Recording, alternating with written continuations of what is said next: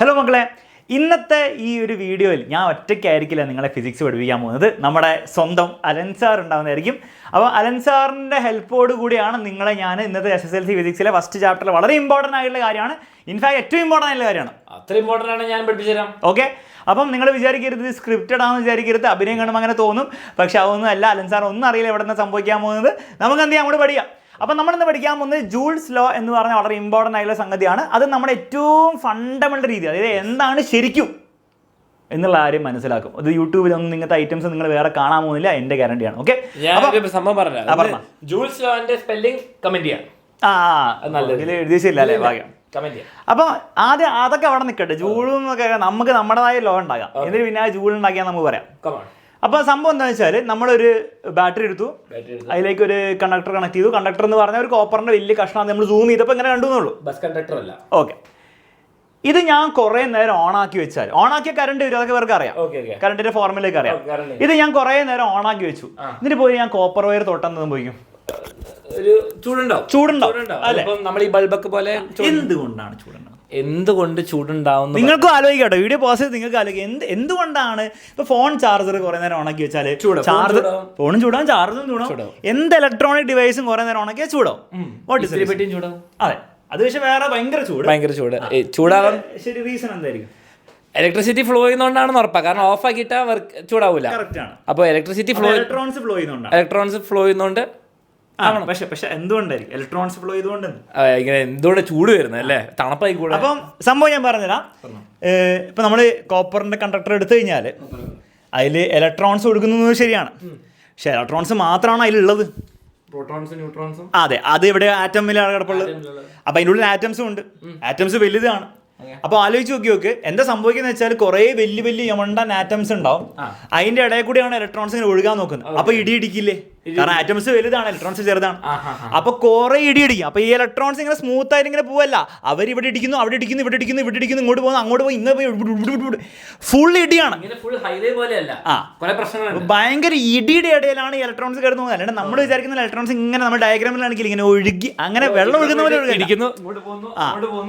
ഇടയ്ക്ക് ഒന്ന് ബാക്കോട്ട് പോകുന്നുണ്ട്. ആക്ച്വലി ഈ ഇലക്ട്രോൺ ഇങ്ങനെ അങ്ങോട്ട് പോവല്ല ചെയ്യുന്നത്, ഇടി കൊണ്ട് അങ്ങോട്ട് ബാക്കോട്ട് പോയി, പിന്നെ ഇങ്ങോട്ട് പോയി, ഇങ്ങോട്ട് പോയി, ഇങ്ങോട്ട് അങ്ങനെയൊക്കെയാണ് വരുന്നത്. പക്ഷെ ഇവിടുന്ന് അങ്ങോട്ട് എത്തും. അപ്പൊ ആ ഇടിയുടെ ഇടയിൽ ഉണ്ടാവുന്ന ഇടി കാരണമാണ് ഈ ഹീറ്റ് ഉണ്ടാവുന്നത്. നിങ്ങൾ ആലോചിച്ച് നോക്ക്, നിങ്ങൾ ഇത് പിടിച്ചേ, അലൻ സാർ കൈ ഇങ്ങനെ രണ്ടും ഇങ്ങനെ റബ്ബി ആക്ച്വലി അപ്പൊ ഈ കൊളിഷൻസ് കാരണം കുറച്ച് കഴിയുമ്പോൾ ചൂടുണ്ടാവില്ലേ, ചൂടില്ലേ? അപ്പൊ അതേപോലെ തന്നെ അതേ ലോജിക്കിലാണ് ഈ ഇലക്ട്രോൺസ് ആറ്റംസുമായിട്ട് അല്ല അയോൺസുമായിട്ട് കൊളൈഡ് ചെയ്ത് ഹീറ്റ് ഉണ്ടാകും. അപ്പോൾ ഇതുകൊണ്ടാണ് ഒരു കണ്ടക്ടറിൽ ഹീറ്റ് ഉണ്ടാവും.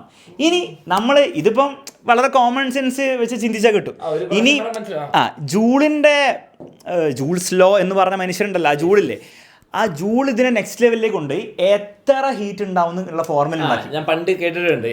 എത്ര ഹീറ്റ് ഉണ്ടാവും, അതായത് 3 ആംപിയർ കറണ്ട് ഒഴുകിയാൽ എത്ര ഹീറ്റ് ഉണ്ടാവും നമുക്ക് കണ്ടുപിടിക്കും. അതും ഒരു ഭീകര സംഭവമാണല്ലോ. പക്ഷെ നമ്മൾ അത് സാധാരണ ഇപ്പോൾ പഠിപ്പിക്കുക, അത് ഇങ്ങനെ വെറുതെ ലോ ഒക്കെ എഴുതിയാണ് പഠിപ്പിക്കുക, ബൈഹാർട്ട് പഠിപ്പിച്ച്. നമുക്ക് അങ്ങനെ വേണ്ട, നമുക്ക് അത് ഉണ്ടാക്കാം, ഡിറൈവ് ഉണ്ടാക്കാം. ഓക്കെ, അപ്പോൾ അതിന് കുറച്ച് കാര്യമാണ് ഞാൻ പറഞ്ഞുതരാം.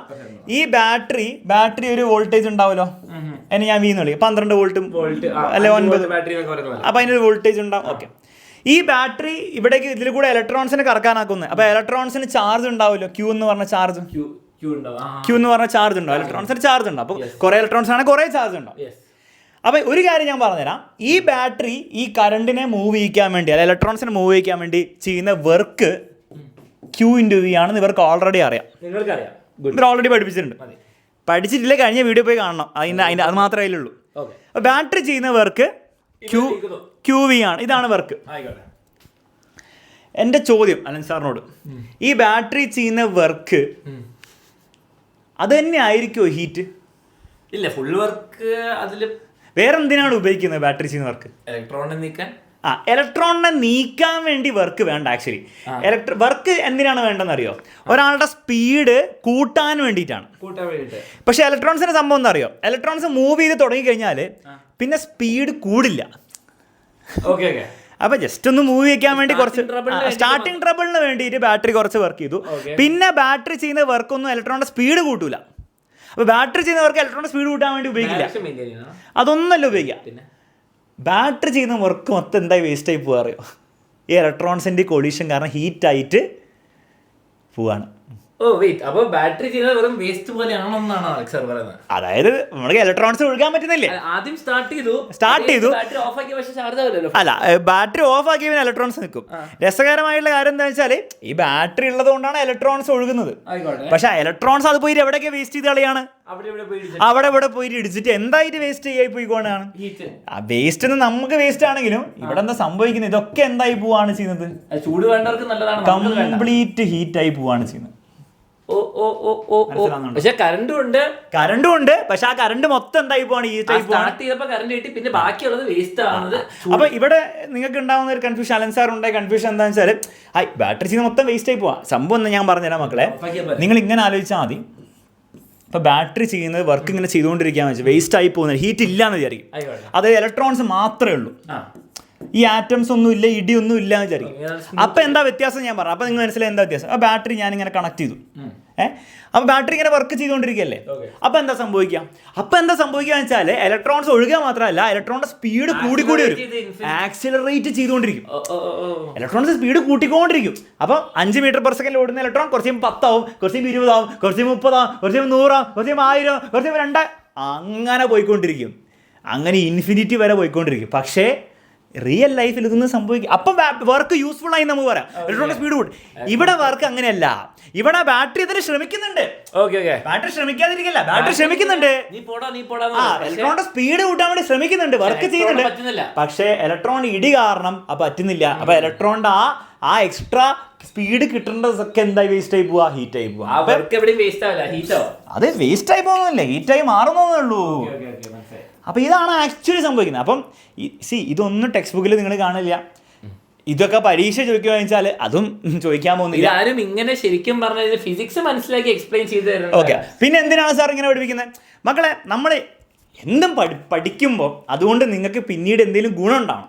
മാത്രമല്ല, നിങ്ങൾ എന്തും പഠിക്കുമ്പോൾ അതിൻ്റെ റിയൽ ഫോമിൽ പഠിക്കണം. അപ്പോൾ എനിക്ക് വേണമെങ്കിൽ പറയാം, ആ ബാറ്ററി WQ വർക്ക് ചെയ്യുന്നു, അത് = VIT എന്ന് പറഞ്ഞ ഇക്വേഷൻ ഞാൻ കാണിച്ചുതരാം, അത് എഴുതി വെച്ചാൽ മതി. പക്ഷേ നമ്മൾ എന്തായാലും സമയത്ത് പഠിക്കുകയാണ്, 10ാം ക്ലാസ് പഠിക്കണം, ഫിസിക്സ് എന്തായാലും പഠിക്കണം, ഇതിൻ്റെ ഡീറ്റെയിൽഡ് ആയിട്ടുള്ള ക്വസ്റ്റൻസ് ഒക്കെ പഠിക്കണം. അപ്പോൾ പിന്നെ അത് പ്രോപ്പറായിട്ട് കൂടെ പഠിച്ചൂടെ? യെസ്, നാളെ നിങ്ങളോട് ചോദിക്കും ഫിസിക്സ് പഠിച്ചാൽ ഈ സ്വിച്ച് ഉണക്കുമ്പോൾ എന്താ സംഭവിക്കുമെന്ന് ചോദിച്ചാൽ അവിടെ കറണ്ട് ഫ്ലോ എന്ന് പറയുമ്പോൾ ആൾക്കാർക്ക് എവിടുന്ന്? അപ്പോൾ നിങ്ങൾ പറയണം അത് ഇങ്ങനെയല്ല, അലക്സ് സാർ പറഞ്ഞിട്ട് ഇങ്ങനെയാണ്. അല്ലാണ്ട് ഇതൊന്നും കാര്യമില്ല, നിങ്ങളുടെ വീട്ടിലത്തെ കറണ്ട് മുതലുള്ള കാര്യമാണ് പറയുന്നത് അല്ലേ? ഓക്കെ, ഇനി ഇതിനെ നെക്സ്റ്റ് സ്റ്റെപ്പിലേക്ക് കൊണ്ടുപോകാം.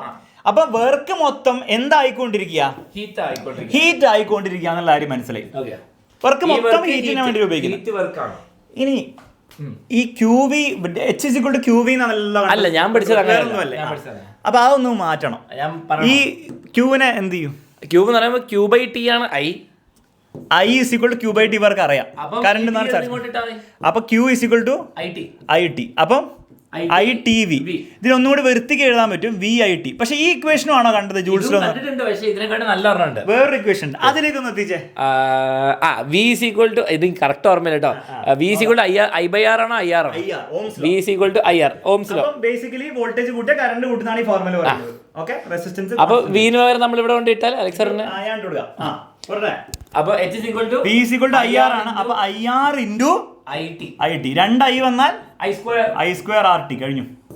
ഇത് എല്ലാവരും പഠിച്ച, എനിക്ക് 10 വർഷം മുമ്പ് പഠിച്ച, 10 അല്ല കുറച്ച് വർഷം മുമ്പ് പഠിച്ച ഞാനും ഇത് ഓർക്കുന്നുണ്ട്. അപ്പൊ അത്രയും ഇമ്പോർട്ടൻ്റ് ആണ്. ഇത്രയേ ഉള്ളൂ ഫോർമുല. ഓക്കെ, അപ്പൊ പക്ഷെ ഇത് വിടുന്ന വരുന്നത് ബാറ്ററി ചെയ്ത വർക്ക് എന്നാണ് ഈ ഹീറ്റ് വരുന്നത്. ഇത് സത്യം പറഞ്ഞാൽ എനിക്കും അന്നും അറിയില്ലായിരുന്നു, ഇന്നിപ്പോഴാണ് മനസ്സിലാക്കുന്നത്. അപ്പൊ ഇനി നിങ്ങൾ ഇതെല്ലാം ഓർത്ത് വെക്കേണ്ട ആവശ്യമൊന്നുമില്ല. ഇനി നിങ്ങൾ എന്ത് ഓർത്ത് വെച്ചാൽ മതി? ഈ ജൂൾസ് ലോ എന്ന് പറഞ്ഞ സംഗതി ഓർത്ത് വെച്ചാൽ മതി. ഓക്കെ, പിന്നെ ഇതിൽ നിങ്ങൾ മനസ്സിലാക്കേണ്ട 2 കോൺസെപ്റ്റ് ആണ്, 2 ഇമ്പോർട്ടൻ്റ് ആയിട്ടുള്ള കോൺസെപ്റ്റ് ആണ്. ഒന്ന് ജൂൾ ഹീറ്റിംഗ്, നമ്മൾ ഈ പറഞ്ഞ സാധനം തന്നെ വായിച്ചു നോക്കാം. This process by which heat is developed in a circuit by passing current through it is known as Joule. അപ്പോൾ ഒരു സർക്യൂട്ടിലൂടെ കറണ്ട് പാസ് ചെയ്യുമ്പോൾ ഹീറ്റ് ഉണ്ടാകുന്നതിനാണ് ഈ ജൂൾ ഹീറ്റിംഗ് എന്ന് വിളിക്കുക. ഇനി അത് മലയാളത്തിൽ എഴുതിയിട്ടുണ്ട്, വായിച്ചു നോക്കാമെന്ന് നിങ്ങൾക്ക് ടെക്സ്റ്റ് ബുക്കിലുള്ള കാര്യം തന്നെയാണ്. പിന്നെ ജൂൾസ് ലോ നമ്മൾ എഴുതിയ സാധനം തന്നെ, ഹീറ്റ് = എന്ന് പറഞ്ഞു, പക്ഷെ ജൂൾ പറഞ്ഞു പ്രൊപ്പോർഷണൽ ആണെന്ന് പറഞ്ഞു. രണ്ടും കറക്റ്റ് അല്ലേ? അപ്പൊ ഈ പറഞ്ഞ സാധനം ഇംഗ്ലീഷിലും മലയാളത്തിൽ എഴുതി വെച്ച ജൂൾസ് ലോന്റെ സ്റ്റേറ്റ്മെന്റ് വായിച്ചു നോക്കാം. Heat generated in a current carrying conductor is directly proportional to product of. അതായത് 3 പേരുടെ മൾട്ടിപ്ലിക്കേഷൻ അല്ലേ മക്കളെ? അപ്പൊ പ്രൊഡക്റ്റ് ഓഫ് എന്ന് എഴുതാം, അല്ലെ മൾട്ടിപ്ലിക്കേഷൻ ഒന്ന് എഴുതാം. എന്തൊക്കെയാ? സ്ക്വയർ ഓഫ് കറണ്ട്, കറണ്ടിന്റെ സ്ക്വയർ ആണ് I². Resistance of the conductor, conductor resistance പിന്നെ time of flow of current, എത്ര നേരം കറണ്ട് ഓടി. സിമ്പിൾ. ലോജിക്കലും അല്ലേ? കാരണം കറണ്ട് കൂട്ടിയാൽ ഹീറ്റ് കൂടില്ലേ? കറണ്ട് കാരണമുള്ള ഹീറ്റ്. നല്ല വലിയ ബൾബ് വെച്ചാൽ നല്ല ചൂട്. അതാ, അല്ലെങ്കിൽ ആലോചിച്ച് കറണ്ട് കാരണമുള്ള ഹീറ്റ്, കറണ്ട് കൂട്ടി ഹീറ്റ് കൂടും. ടൈം കൂട്ടിയാല് കൂടുതലായ നേരമുള്ള ബൾബ് തൊട്ടാ ഭയങ്കര ചൂടാണ്. ഇനി റെസിസ്റ്റൻസിന്റെ ഒരു ഫീൽ കിട്ടാൻ ബുദ്ധിമുട്ടാണ്. പക്ഷെ ഇങ്ങനെ ആലോചിച്ചാൽ മതി, ആ റെസിസ്റ്റൻസ് എപ്പോഴാണ് കൂടുക? കുറെ രീതി കൂട്ടാം. ഇടി കൂടുമ്പോഴാണ് ഇലക്ട്രോൺസ്. റെസിസ്റ്റൻസ് എന്നാണ് പ്രതിരോധം. എന്തിനോടുള്ള പ്രതിരോധം? ഇലക്ട്രോൺസ് ഫ്ലോയിനോട് പ്രതിരോധം. ഇലക്ട്രോൺസിന്റെ ഫ്ലോയിലുള്ള പ്രതിരോധം കൂട്ടിയാൽ ഹീറ്റ് കൂടും, ഇടി കൂടും. നിങ്ങൾക്കറിയാം, വേറെ ആർക്കും അറിയില്ല, നിങ്ങളത് പഠിച്ചു. ഓക്കെ, ഇടി കൂടും. അപ്പൊ അങ്ങനെ കോമൺ സെൻസ് വഴി നമുക്ക് എന്ത് ചെയ്യാൻ പറ്റും? ഇതിനെ ഒരു സെൻസ് ഉണ്ടാക്കാൻ പറ്റും. ഇനി നമ്മൾ ഇക്വേഷൻ ആക്കി എഴുതുമ്പോൾ നമ്മൾ h=i²RT എന്ന് എഴുതാം. ഇനി നമ്മൾ കുറച്ച് സബ്സ്റ്റിറ്റ്യൂഷൻ ചെയ്തതിന് VIT ആക്കാം. നമ്മൾ അത് കണ്ടു, VIT കണ്ടു. ഇനി ഒരു ഫോമും കൂടി ഉണ്ട്, v²/r×t. അത് കിട്ടാൻ വേണ്ടി എന്ത് ചെയ്യണമായിരിക്കും?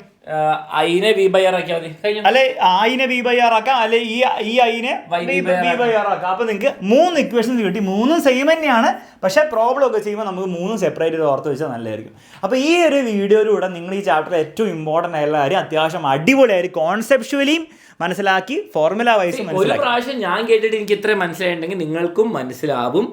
എക്സാമിന് യൂസ്ഫുൾ ആയിരിക്കും, ഞാൻ ഗ്യാരണ്ടി ചെയ്യാം. ഓക്കെ മക്കളെ, അപ്പോൾ ഇതുപോലത്തെ 2 പേരും കൂടിയിട്ടുള്ള സീരീസ് ഒക്കെ ഇനി നിങ്ങൾക്ക് വേണമെങ്കിൽ തീർച്ചയായും കമൻറ്റ് ബോക്സിൽ കമൻറ്റ് ചെയ്യുക. അത്ര മാത്രമേ പറയാനുള്ളൂ. ഓൾസോ കംപ്ലീറ്റ് കണ്ടന്റ് നിങ്ങൾക്ക് വേണമെങ്കിൽ നിങ്ങൾ ലക്ഷ്യ ബാച്ചിൽ ജോയിൻ ചെയ്യുക. ഇത് മാത്രമല്ല, ഇതുപോലത്തെ എല്ലാ ടോപ്പിക്സിൻ്റെയും ഏറ്റവും ഇൻഡെപ്ത് ആയിട്ട് പരീക്ഷയ്ക്കും വേണ്ടി, എന്നാൽ മനസ്സിലാവാനും ജീവിതത്തിൽ യൂസ്ഫുൾ ആയിട്ടുള്ള രീതിയിൽ വേണ്ടിയിട്ട് പഠിപ്പിക്കുന്നതായിരിക്കും. Bye bye and take care. Details ഒക്കെ താഴെ കൊടുത്തിട്ടുണ്ട്. നമുക്ക് അടുത്ത വീഡിയോയിൽ കാണാം. Bye by.